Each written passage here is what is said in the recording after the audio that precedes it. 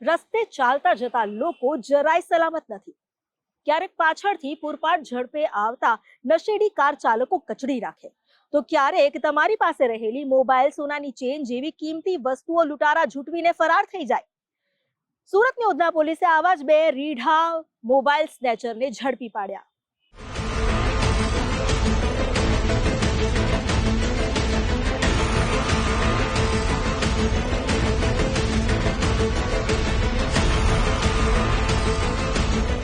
રોજિંદા હજારો લોકોની અવરજવર ધરાવતા ભીડભાડવાળા રસ્તા પર જોવા મળેલા ચિંતાજનક દ્રશ્યો.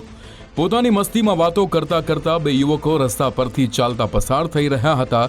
બરાબર તે સમયે પાછળથી પૂર ઝડપે એક 2 વ્હીલર આવે છે અને રાહદારી યુવકની અત્યંત નજીકથી પસાર થઈને તેના હાથમાં રહેલો મોબાઈલ છીનવીને ફરાર થઈ જાય છે. આ રાહદારી યુવકો કંઈ સમજે તે પહેલા ગણતરીની સેકન્ડોમાં તો કિંમતી મોબાઈલ ગુમાવી બેસે છે. સુરતની ઉધના પોલીસે 15 ફેબ્રુઆરીએ બનેલી ઘટનામાં ત્વરિત કાર્યવાહી કરતા 200થી વધુ સીસીટીવી કેમેરાની ચકાસણી કરી અને ગણતરીના કલાકોમાં જ 2 આરોપી વિકાસ રાજભોજ અને અરમાન સાદિક પટેલની ધરપકડ કરી લીધી. આ બંને આરોપીઓની પાસેથી ચોરી કરેલા 5 મોબાઈલ જપ્ત કરાયા છે, જ્યારે ચોરી સમયે ઉપયોગમાં લેવાયેલું મોપેડ પણ મળી આવ્યું છે. ઉધના પોલીસે બંને આરોપીઓને ઝડપીને તેમની પાસેથી અંદાજે 1,15,000 રૂપિયાનો મુદ્દામાલ જપ્ત કર્યો છે.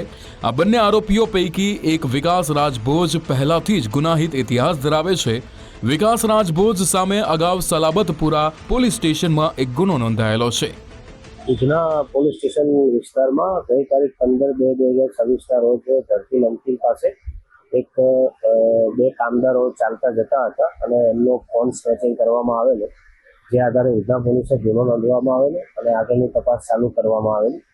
જે તપાસના અંતે 2 આરોપીઓને અલગ અલગ 200થી વધુ સીસીટીવી કેમેરા પોલીસ દ્વારા ચેક કરી આરોપીઓ આઈડેન્ટિફાઈ કરી અને આરોપીઓને શોધી લેવામાં આવેલ છે. આ બંને આરોપીઓએ સુરતના ઘોડાદરા, લિંબાયત અને વેસુ સહિતના અત્યંત ભીડભાડવાળા વિસ્તારોમાંથી અગાઉ અનેક મોબાઈલ ફોનની ચીલઝડપ કરી હોવાની શક્યતા છે. ઉધના પોલીસને વિકાસ રાજભોજ અને અરમાન સાદિક પટેલની સાથે ટોળકીમાં અન્ય કેટલાક શખ્સો પણ સંડોવાયેલા હોવાની આશંકા છે. આ શાતીર તસ્કરોની ટોળકી ચોરીના મોબાઈલ પહેલાથી જ નક્કી કરેલા લોકોને વેચતા હોવાની પણ આશંકા છે. આ બીજા બાજુએ કોઈ ઘરફોડ, વાહન ચોરી કે મંદિરોમાં ચોરીને પણ અંજામ આપ્યો હોવાની શક્યતા નકારી શકાય નહીં. પૂછપરછ કરતા આરોપીઓ પાસેથી કુલ 5 ફોન કબજે કરવામાં આવેલા છે.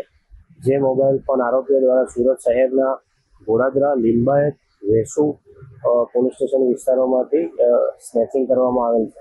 આરોપીઓ વિરુદ્ધમાં અગાઉ પણ સ્નેચિંગના ગુના દાખલ થઈ ચૂકેલા છે, એટલે આરોપીઓ ગુનાહિત ઇતિહાસ ધરાવે છે. 2 આરોપીઓ છે, જેમાં એક આરોપીનું નામ છે વિકાસ રાજભોજ અને બીજો આરોપી છે અરમાન. એક અરમાન છે એ સલાબતપુરા આંજણા વિસ્તારમાં રહે છે, જ્યારે વિકાસ નામનો જે આરોપી છે એ વેસુ આવાસમાં રહે છે. બંને આરોપીઓ પાસેથી 5 ફોન અને એક 2 વ્હીલર મળી કુલ 1,15,000નો મુદ્દામાલ કબજે કરવામાં આવ્યો છે. ઉધના વિસ્તારમાં આવેલા ધરતી નમકીન પાસેથી પગપાળા પસાર થતા 2 મિત્રો સાથે બનેલો ચીલઝડપનો બનાવ નજીકમાં લાગેલા એક સીસીટીવી કેમેરામાં કેદ થયો, જેના કારણે ઉધના પોલીસને શાતીર આરોપી વિકાસ રાજભોજ અને અરમાન સાદિક પટેલ સુધી પહોંચવામાં સરળતા રહી.